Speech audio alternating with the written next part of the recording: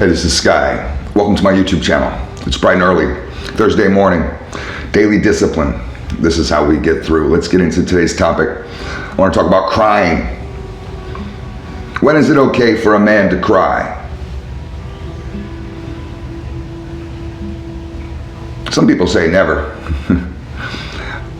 I don't follow those rules, but I do think there are rules.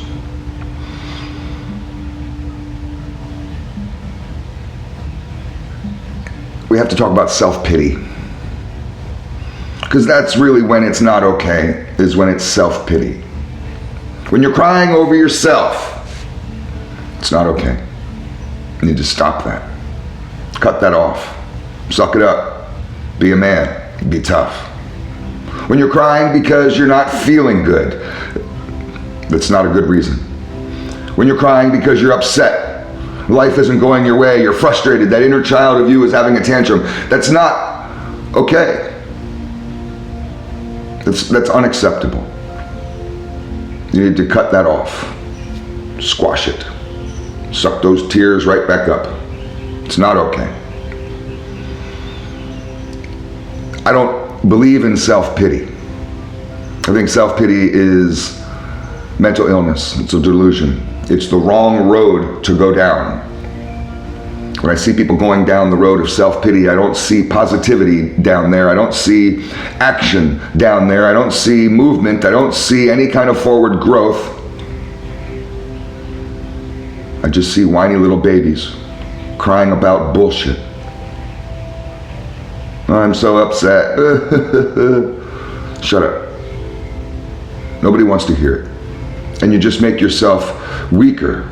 Stop making yourself weak.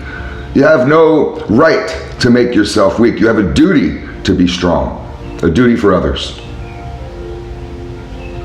A man doesn't cry in self-pity because it's pure and utter weakness. It's poor leadership. Always think about your role as a leader.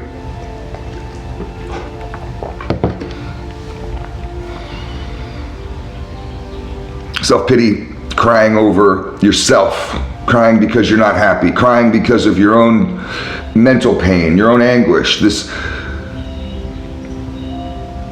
makes you hard, makes you closed down to others,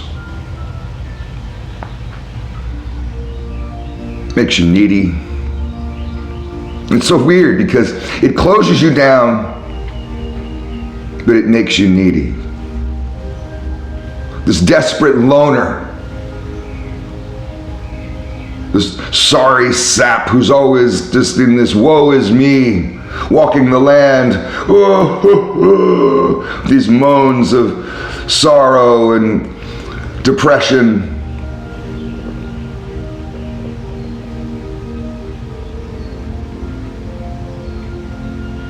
Self-pity makes you dull. You're not working on yourself when you're engaged in self-pity. You're sitting there crying about your bullshit, crying about your little life. You're not moving forward. You're not building yourself stronger. You're dulling that sword that you had, that you sharpened, you dulled it. And self-pity is taking your sword and smashing it against rocks for no reason at all. You're just fucking that weapon up. Stop it. It makes you stupid. How are you supposed to absorb the information of the world that you need to navigate properly when you're lost in your own mental anguish caused by your own delusion and your own attachment? And self-pity is pure selfishness. You want to be selfless, not selfish. Selfless. What does it mean to be selfless? Well, think about it this way. You can cry for others. You can never cry for yourself. Never cry for yourself. Ever. I don't care if your arm has been chopped off. I don't care if your wife left you, your kids told you they hate you, your dog ran away. This is like every country song out there. It's so funny, these country bumpkin rednecks are always so angry and depressed, and they listen to this crap with these lyrics all day long, and they wonder why. It's like these motherfuckers in the ghetto, and I used to hang out in the ghetto, so I know this, and guys sit around 24 hours a day listening to gangster rap, and then they wonder why they're so pissed off at the man. You're fucking brainwashing yourself. It's a different video. So when is it okay to cry? You say, I can't cry for myself, Sky. Well, when can I cry?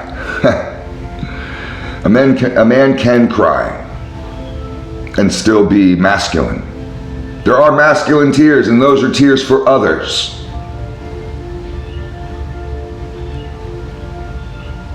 Think about, what would Jesus do? Do you think Jesus went around crying for himself? He cried for others. Cry for others if you feel like crying. If emotion draws you to tears, let that emotion be from someone else. Have you ever cried for someone else? I know you've cried for yourself. We all have cried for ourselves. 99.999% of the crying that we do, even at funerals, is done for ourselves. Those funeral tears that you got typically are just your own narcissism. What am I going to do now that that person is gone? It's just about your life, not about them. How am I going to go on? You cry for yourself. When was the last time you cried for someone else? That's the only appropriate time to cry. Is to cry for others, to shed that pain, those tears for others. With that empathy, with your sympathy, with your love.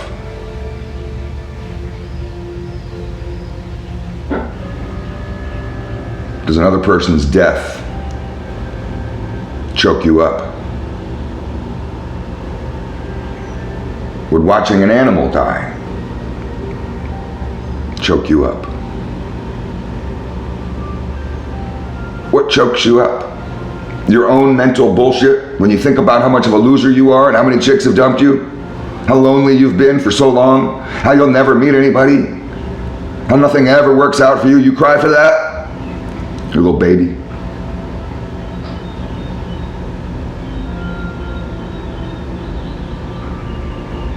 The only way to cry at a funeral and still be a man is if you're shedding a tear for that motherfucker over there across the room who you know is going to have a hard time dealing with this. You don't cry for yourself and for your own loss. You cry for that person's loss. Because you feel it. You feel sorry for them. When you engage in the proper form of sorrow, it's healthy. It's positive. It's not negative. God cries for others. He doesn't cry for himself. A powerful man cries for others, not for himself. Never for himself. Because life isn't about us. I could go on with this topic for another 10 minutes, but because I have another avenue that I think that I just kind of got a spark in my head, but I'm going to end it here and just let everybody marinate on this. When was the last time you cried? What did you cry over? When was the last time you cried for someone else? And can you completely stop this narcissism of crying over your own bullshit?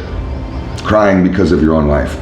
Ask yourself those questions as you're navigating your day. It's just stuff to think about. Thanks for watching.